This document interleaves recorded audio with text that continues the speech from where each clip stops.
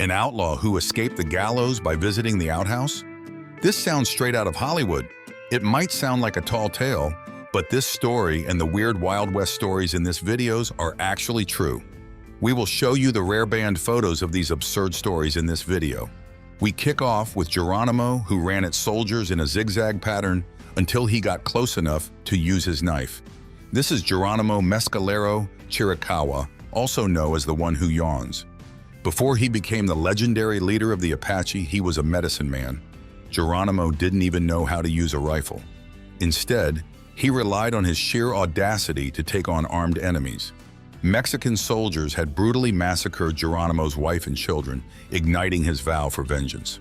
One night, mountain spirit spoke to him, promising, "You will never die in battle, nor by gun. I will guide your arrows." In a fierce clash with Mexican soldiers, Geronimo defied the norm.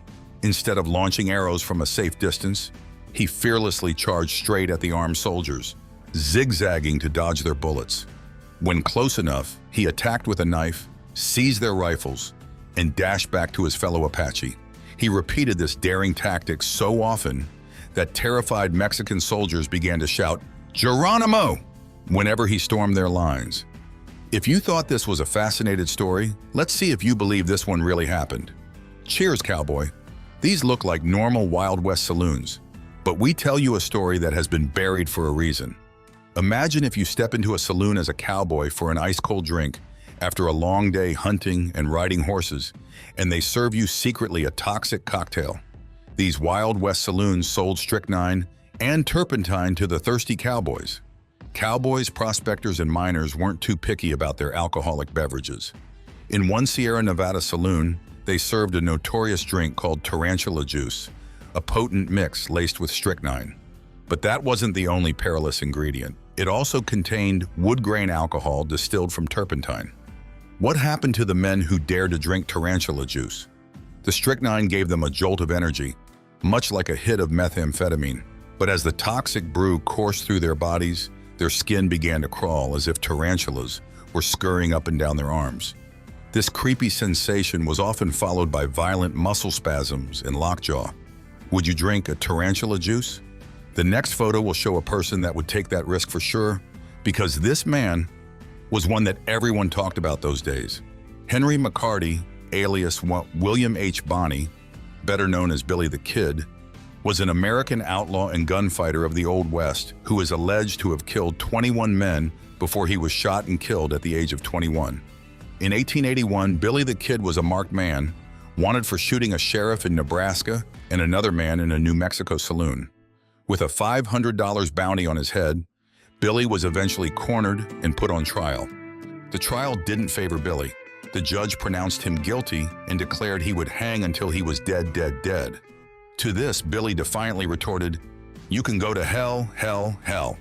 With his execution date looming, Billy the Kid staged a bold escape. On April 28, 1881, he convinced the deputy guarding his cell to take him to the outhouse.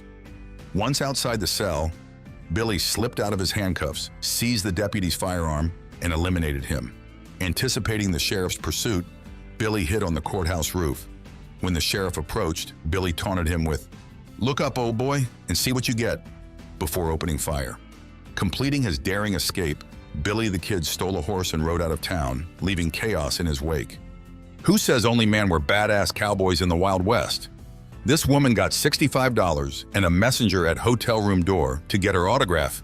Who did this? Let's find out. Annie Oakley, born Phoebe Ann Mosey, August 13, 1860, November 3, 1926, was an American sharpshooter and folk heroine who starred in Buffalo Bill's Wild West. Chief Sitting Bull was the leader of the Lakota who helped defeat General George Custer at Little Bighorn. But even Sitting Bull was impressed with Annie Oakley's shooting. In 1884, Sitting Bull watched Oakley perform in Minnesota. After seeing the show, the chief sent $65 to Oakley's hotel room, hoping for a signed photograph of the sharpshooter. But Oakley rejected the offer. Instead, she asked Sitting Bull to meet with her.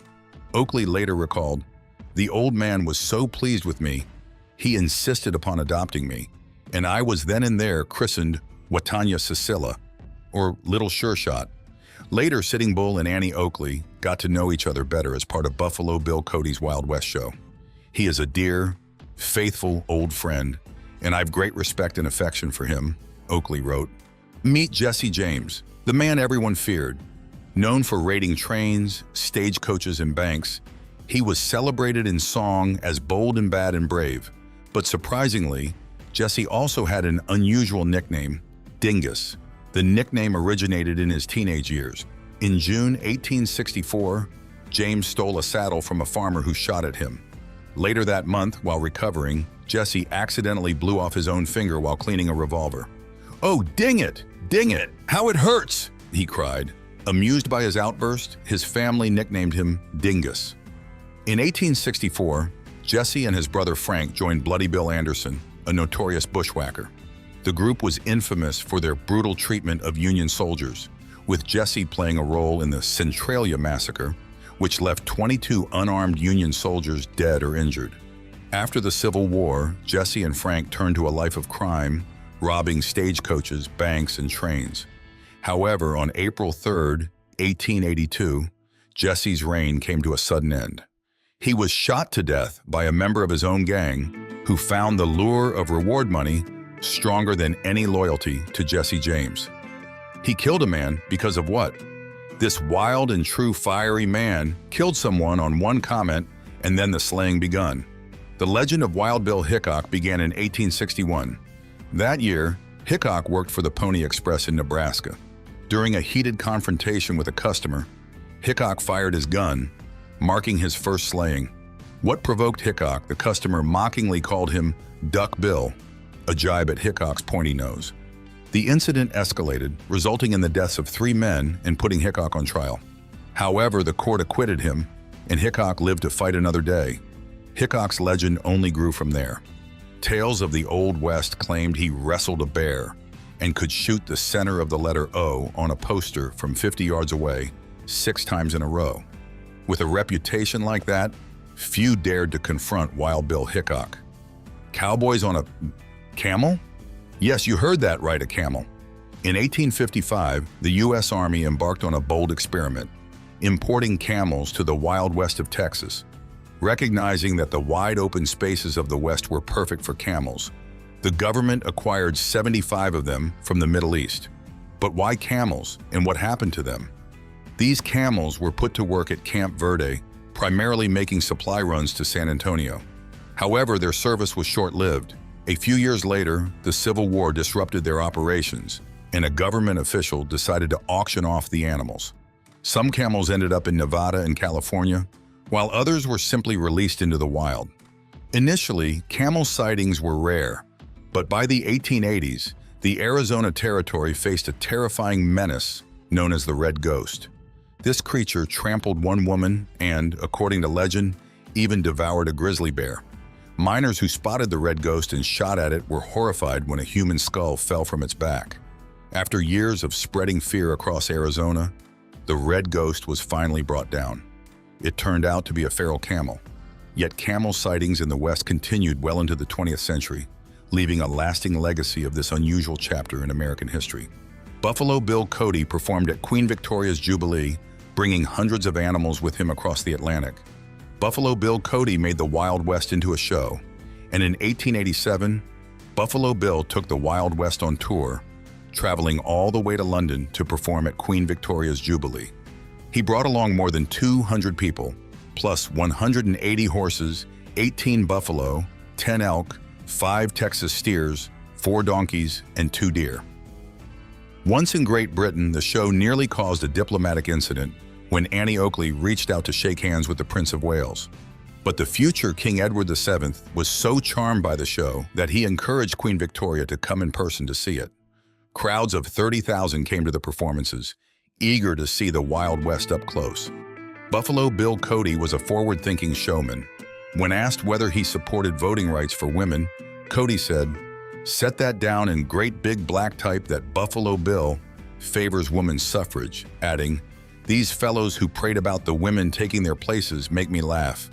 If a woman can do the same work that a man can do and do it just as well, she should have the same pay." This lady had a superpower. She was immune to smallpox, Calamity Jane was immune to smallpox, which allowed her to care for stricken miners. Smallpox was a deadly menace in the Old West, but one legendary figure not only survived it, but became a hero by using her immunity to help others. Calamity Jane. As a child, Calamity Jane contracted smallpox and narrowly escaped death. Years later, when an outbreak struck Deadwood, she stepped up despite having no formal nursing training. Jane took care of 8 sick miners, earning praise from an eyewitness who called her a perfect angel sent from heaven when any of the boys was sick. Deadwood was a terrible place to catch smallpox. The afflicted were quarantined in tents without running water. But instead of abandoning them, Calamity Jane treated the men with herbs and Epsom salt and even wielded a gun to ensure they had groceries and water. Thanks to her unwavering dedication, 5 of the 8 miners survived.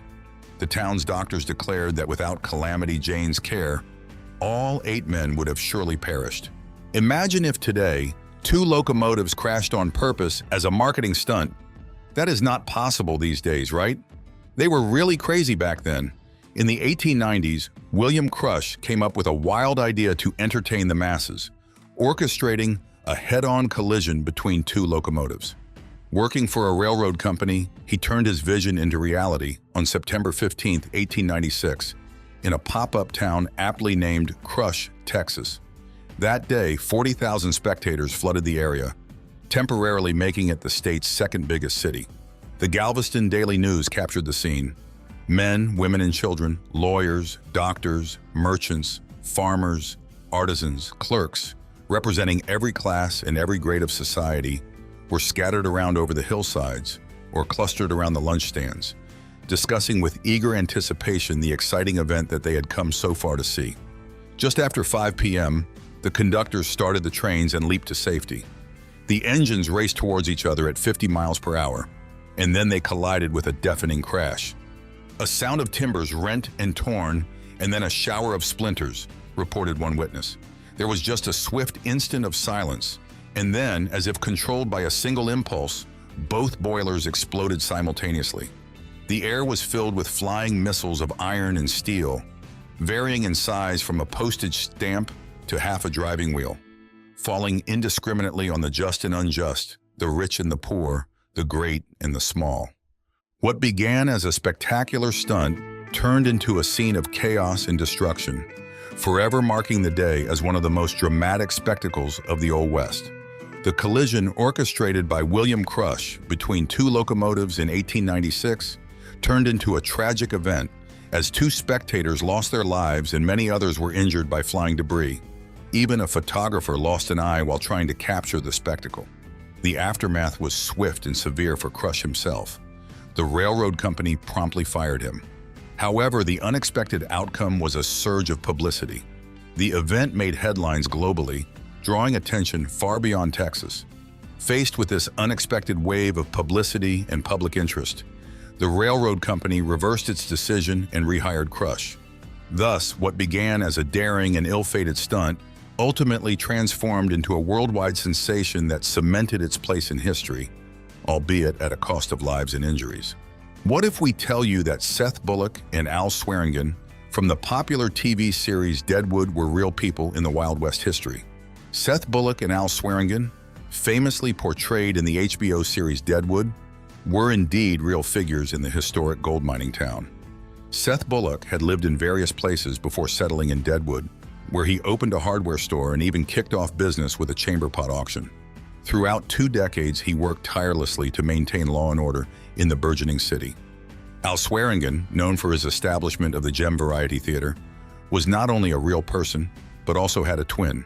His dance hall became notorious for hosting raucous events, including spectator fights that drew crowds eager for entertainment. The Gem was immensely profitable, sometimes raking in as much as $10,000 a night, a staggering sum in the late 19th century.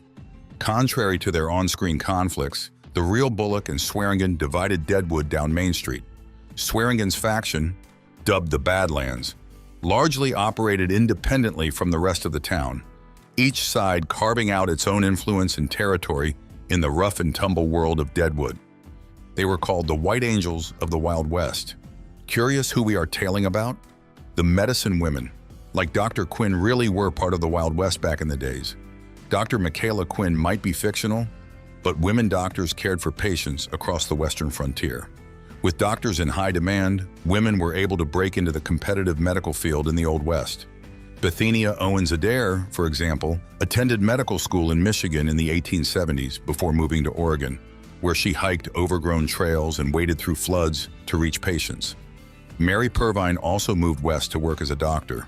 After growing up in New England, where a woman doctor cared for her mother's broken arm, Purvine enrolled in medical school at Willamette University. When she braved a snowstorm and a flooded river to deliver a baby, the parents named the child after Purvine. The baby was cross-eyed and had a mean disposition, Purvine recalled, and she wasn't paid for until after I was married, when we had installments consisting of a bushel of tomatoes weekly. No wonder I don't care for sliced tomatoes. A mountain made of bison skulls. Isn't that looking a bit scary? But why they made this? Let's dive in. Bison made the prairies hospitable for many other communities. Each skull represents one 600-kilogram animal. Bison are the largest land mammals in North America. Bison are not just massive in size, they are also a keystone species in the West, meaning they have a dramatic influence on an ecosystem. If one of these species disappears, no other species can fill its ecological role, and the whole ecosystem changes as a result. The skulls in the photograph do not just represent the loss of bison, but the disruption of an entire ecosystem. Each bison killed meant the end of grazing, wallowing, and migrating practices that make the land hospitable for other species. For example, hundreds of species of insects live in bison dung, providing food for birds, turtles, and bats. When bison roll in dirt, they create depressions called wallows, which fill with spring rain and provide homes for tadpoles and frogs.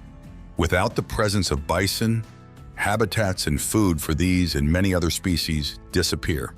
The buffalo is a symbol of self-sacrifice. It gives until there is nothing left. What? A gunfight which ended in a bloodbath with a duration of 30 seconds? When it comes to famous gunfights in the Old West, there are none more well-known than the shootout that went down at the OK Corral in 1881.